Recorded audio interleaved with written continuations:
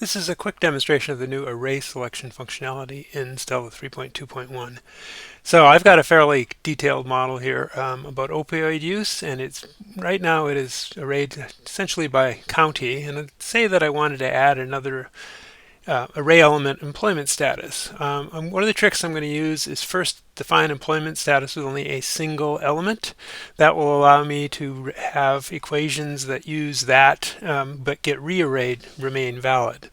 So I'm going to go and right click on healthy and select identically arrayed, and what it's going to do is select everything in the current model or module that is arrayed this way. I'll add employment status to that, and I click on OK, and it'll say there are some invalid equations. And what's happened, of course, is going into modules. I haven't done any changes. So I can do the same thing in the modules, add employment status.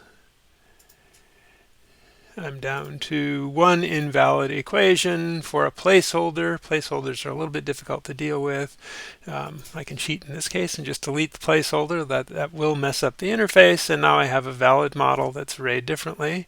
Next step would be to go in and change the number of dimensions in employment status and then find the data that would support that work.